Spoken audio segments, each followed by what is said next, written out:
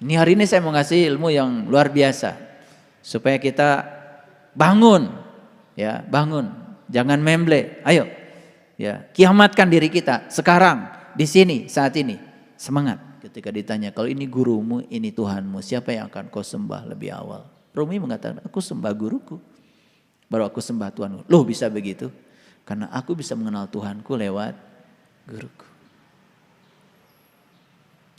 Sampai di dalam hadis dikatakan malam yahmadinas lam yahmadillah. Yang tidak berterima kasih pada manusia yang menjadi marga lantaran dia sampai kepada Tuhan, sama saya dia tidak berterima kasih pada Tuhan. Jadi saya hanya mengingatkan bahwa spiritualitas tidak mengenal culas. Spiritualitas tidak mengenal pinter kodek, gak bisa. Spiritualitas harus total. Oleh karena itu para sahabat, ya, kalau suasana hati kita kadang-kadang sering galau, kita sering mudah jatuh pada kesedihan, kadang-kadang mudah terjelembab pada stres, tegang gitu ya, mengalami kehampaan. Ini hari ini saya mau ngasih ilmu yang luar biasa supaya kita bangun, ya bangun, jangan memble, ayo, ya kiamatkan diri kita sekarang, di sini, saat ini, semangat. Nah, kemudian sesudah itu kami tenggelamkan orang-orang yang tinggal. Siapa orang-orang yang tinggal ini? Sebetulnya dia sempat satu kapal sama Nuh. Dan kemudian dia mengeluarkan diri dari kapal itu. Dan dia tinggal, tidak ikut di rombongannya. Akan ditenggelamkan. Ditenggelamkan oleh air. Ditenggelamkan oleh banjir. Ditenggelamkan oleh ombak. Sekali lagi, cerita tentang rombongannya Nuh tidak ada kaitan dengan laut, tidak ada kaitan dengan ombak. Sebetulnya yang lebih mengerikan itu bukan ditenggelamkan oleh ombak yang berasal dari laut. Tapi kalau kita sudah ditenggelamkan oleh ombak yang berasal dari ketidakmampuan kita mengendalikan kehidupan. Ombak yang berasal dari hawa nafsu kita, dari pikiran kita. Itu yang paling berbahaya. Dan hampir semua manusia bisa tenggelam dengan ombak ciptanya sendiri. Di sini, ombak yang di sini jauh lebih berbahaya daripada ombak yang di laut.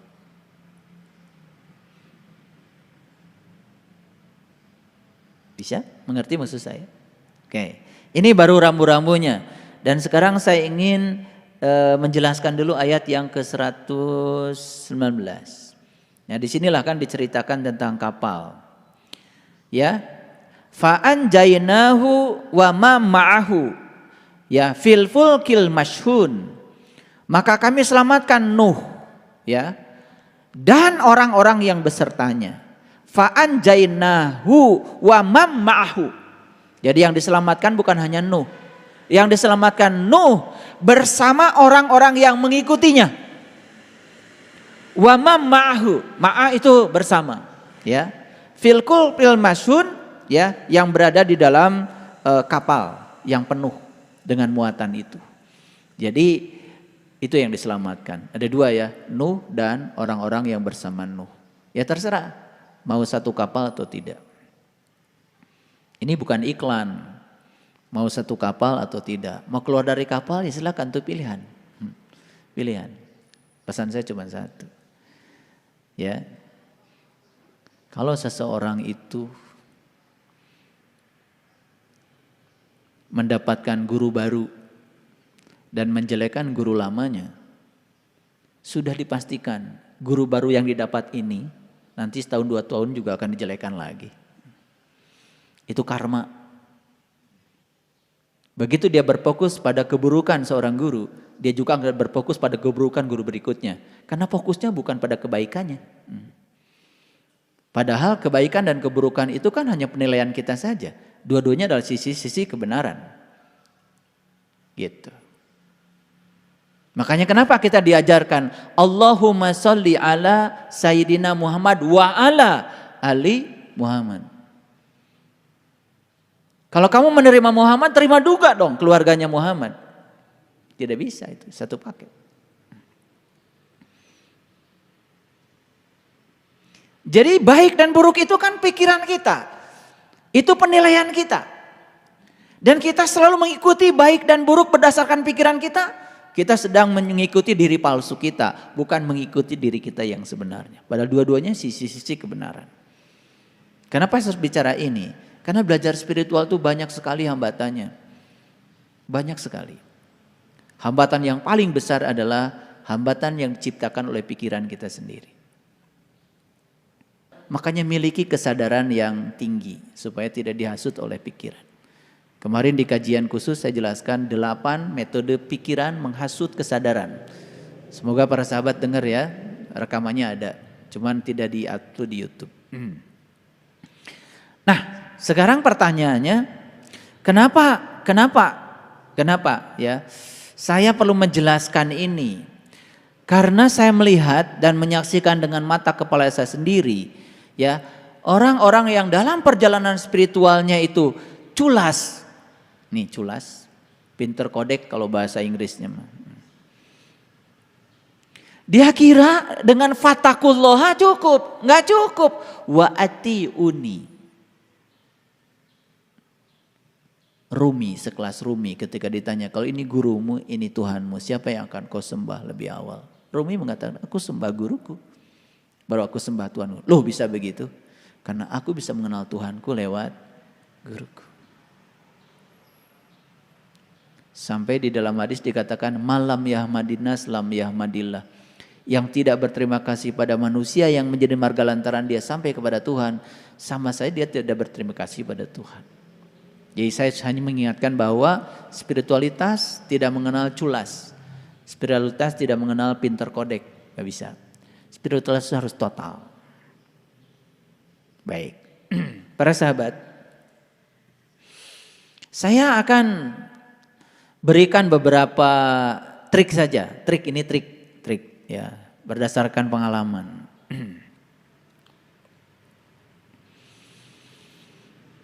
Supaya kita memiliki kemampuan memantaskan diri. Memantaskan diri. Trik yang pertama. Coba sekarang bisa nggak dalam waktu 2 menit aja tuliskan 10 hal yang para sahabat miliki sekarang dan membuat para sahabat senang. Sebut aja bahagialah, nggak apa-apa. Silakan 2 menit. Sebutkan saja 10 hal yang diberikan Allah kepada para sahabat yang membuat para sahabat sekarang bahagia. 10 aja. 2 menit coba.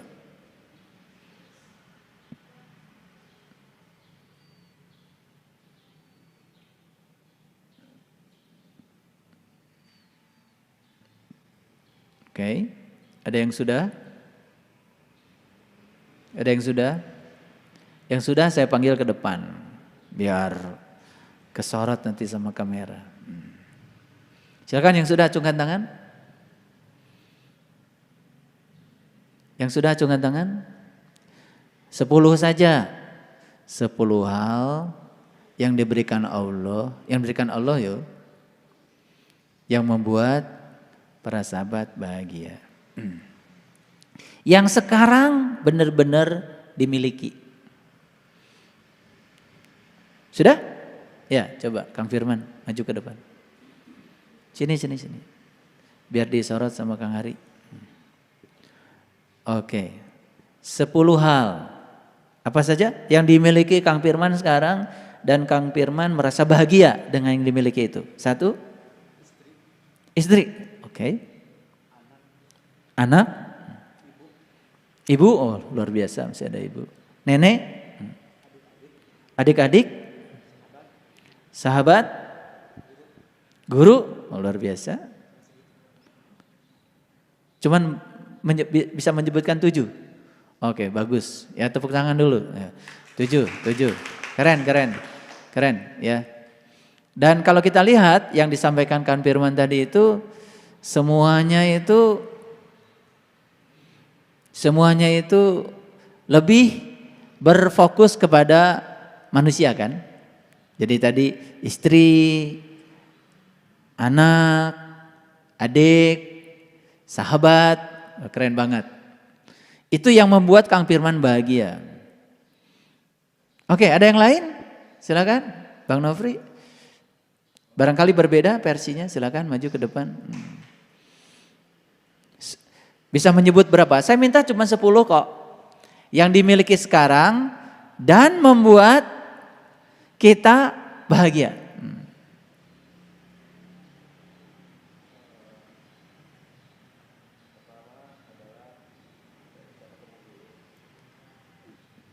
Berarti guru yang dimiliki ya, guru apalagi?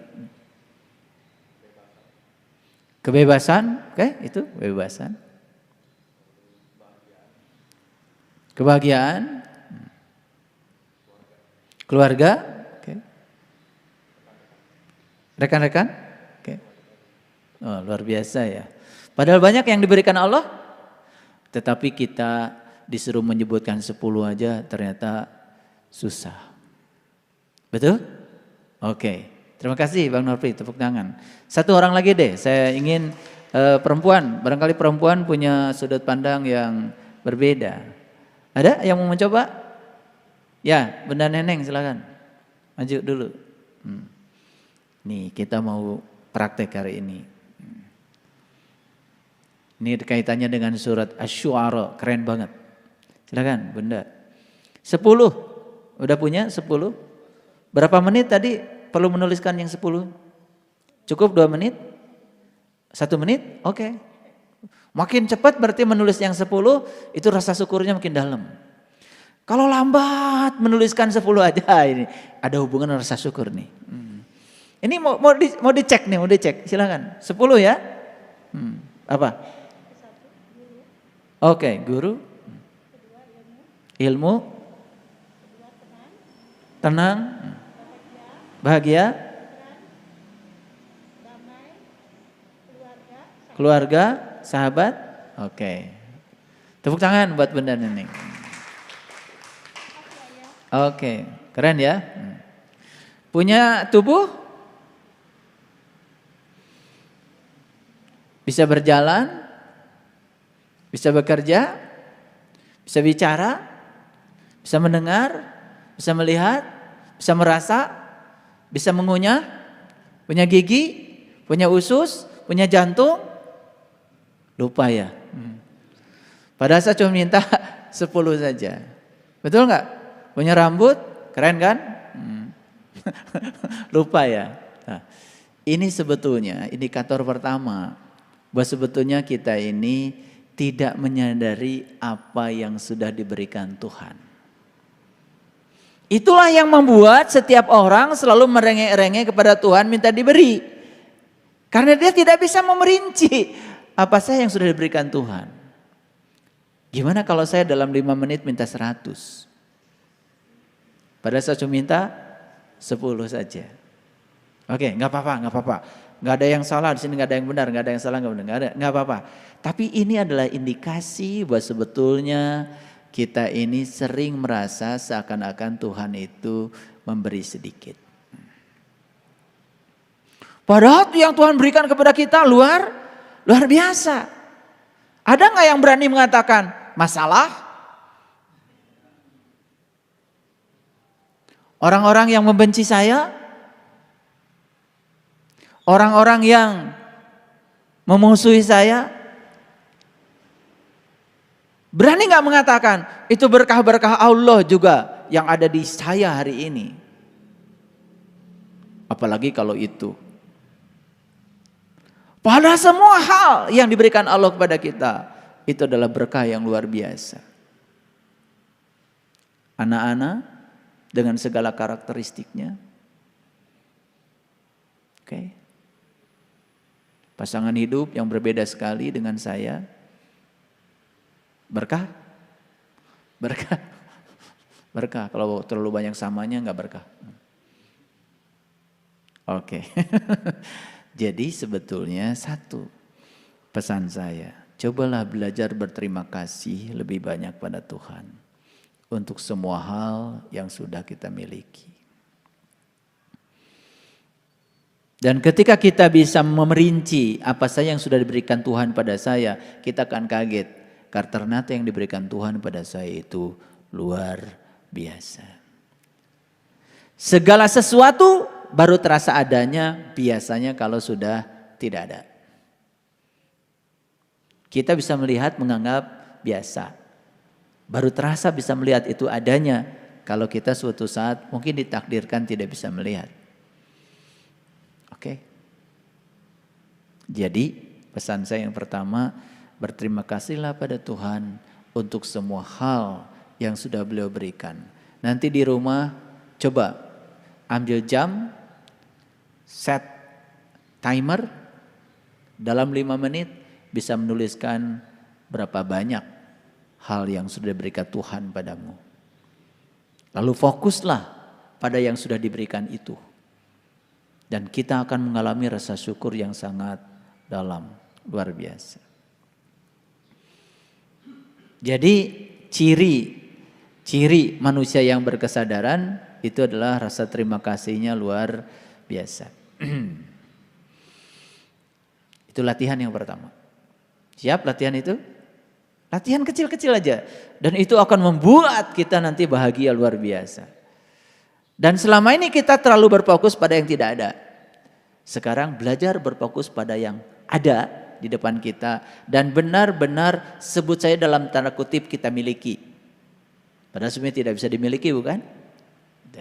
Nanti 5 menit bisa menuliskan berapa. Nanti minggu depan bawa tulisannya ke saya. Dan betul-betul ya harus jujur pada diri sendiri ya. Dalam 5 menit. Jangan sampai ini 1000 ternyata 5 jam. 5 menit. Saya minta cuma 5 menit bisa menuliskan berapa. Ya. Tetapi syaratnya di luar yang saya sudah sebutkan tadi. Gak boleh diulang. Yang sudah disebutkan tadi gak boleh ada lagi. Minggu depan dikumpulkan ya Kang Dadan. Oleh karena itu para sahabat ya, kalau suasana hati kita kadang-kadang sering galau, kita sering mudah jatuh pada kesedihan, kadang-kadang mudah terjelembab pada stres, tegang gitu ya, mengalami kehampaan, pesan saya perbanyak aktivitas fisik.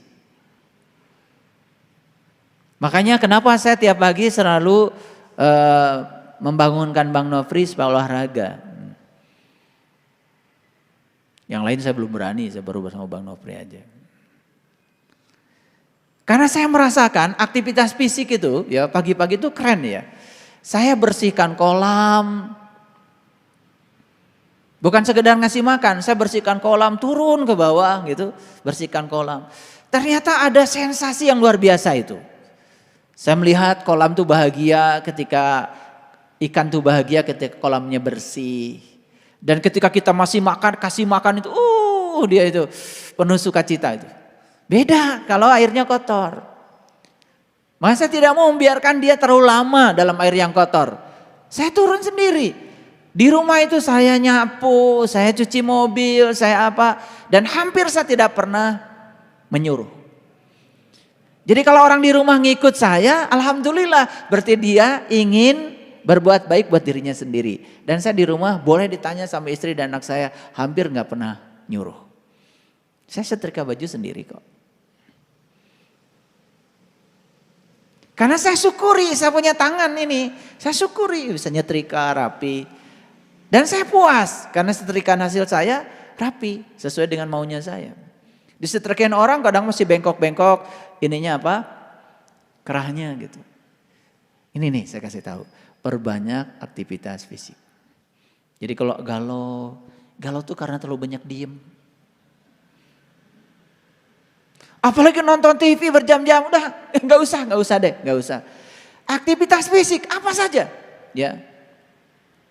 Saya gosok-gosok ini kalau besok mau BMK atau mau banyak tamu di rumah, itu yang kosokin WC buat kalian tuh saya loh. Biar putra-putra saya datang ke rumah tuh bahagia, WC-nya bersih. Saya bereskan sabun, kaleng-kaleng yang kosong saya buang. Anak-anak di rumah kaleng kosong pun gak ada yang buang kalau bukan saya yang buang. Gak berani buang kaleng kosong. Oke? Jadi yang kedua latihannya apa? Kalau stres, galau, perbanyak aktivitas fisik. Apa saja? Nih para sahabat, ada yang suka meremehkan sarapan pagi? Sarapan pagi? Nah, pesan saya yang ketiga, khusus untuk jamaah Hisbatul Yakin, sarapan pagi penting.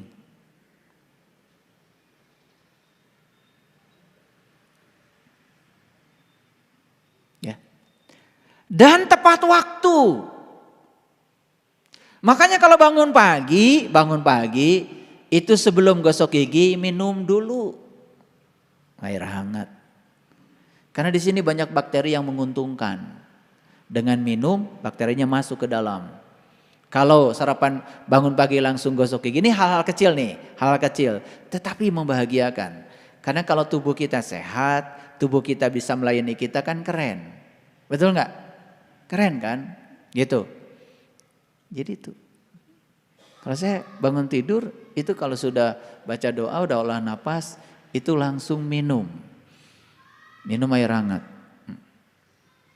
Jangan air panas, air hangat. Jangan sok-sokan minum air panas. Nanti usus kita jadi luka. Air yang bagus diminum, itu air yang suhunya sama dengan suhu tubuh. Suhu tubuh itu sekitar 33 sampai 36 derajat Celcius. Yang sehat ya, di atas 36 makanya sakit kan. Kalau 37 masuk mall langsung dikeluarkan. Gitu. Itu pasti ada virus. Minum air hangat. Awas, bukan air panas. Hangat.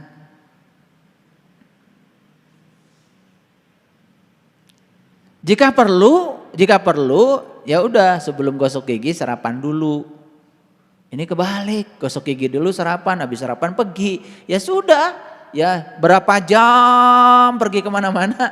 Kan nempel tuh kotoran. Apalagi usia di atas 50, mohon maaf ya.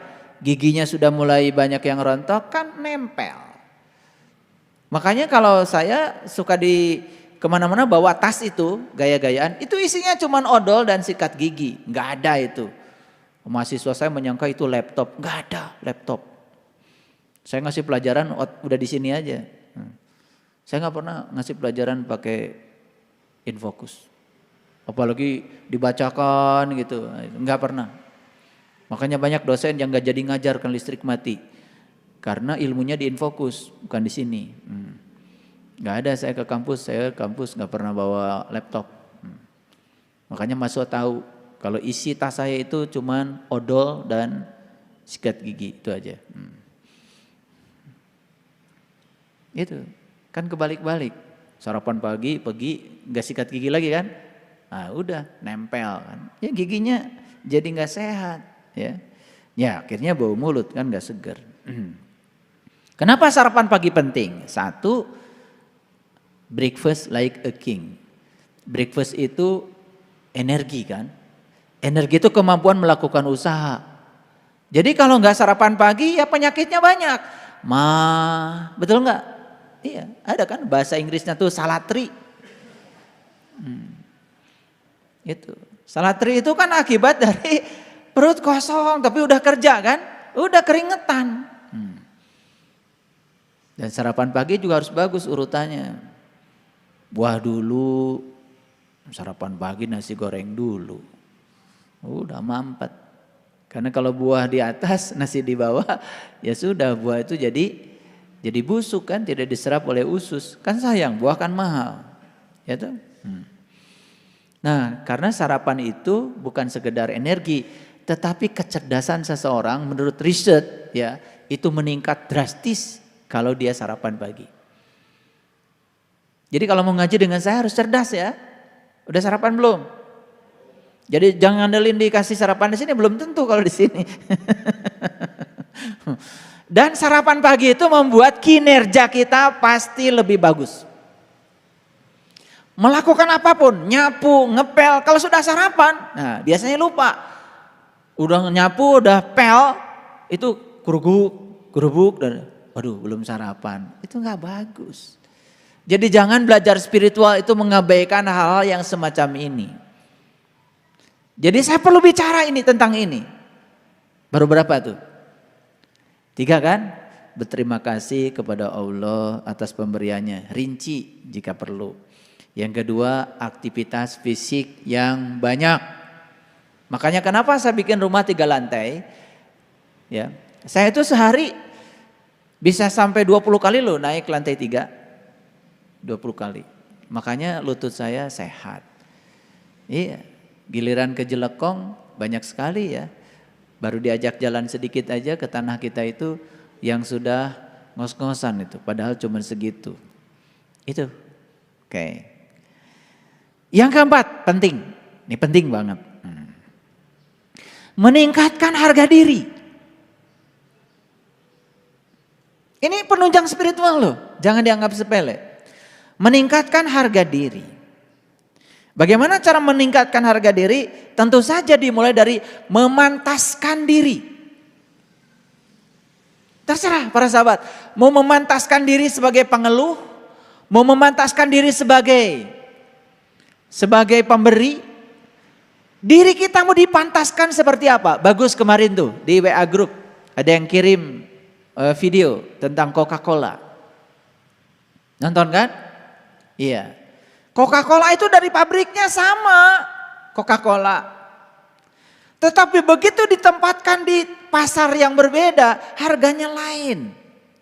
Dijual di warung biasa, banyak debunya 3.000. Dijual di toko, bersih, pakai lemari es sedikit, 7.000. Pergi ke hotel berbintang, disediakanlah Coca-Cola di lemari es, di kamar. Nanti dikasih gelas, dikasih es batu, 70.000. Coca-Cola yang sama dari pabrik yang sama ternyata harganya bisa lain dan orang senang menghargai walaupun berbeda. Karena ditempatkan, dipantaskan. Jadi terserah kita mau ditempatkan di mana.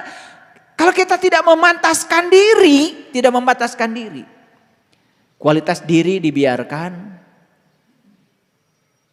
pikiran yang cerdas dibiarkan tidak belajar, kita tidak memantaskan diri. Ya sudah. Kalau kita memantaskan dirinya seperti itu, kita akan dihargai seperti itu. Masa mau dihargai 3.000? Kan pengennya 70.000 dong. Betul nggak? Tergantung kita memantaskan diri. Jadi ini soal meningkatkan harga diri penting nih dalam proses belajar. Bisa memahami maksud saya.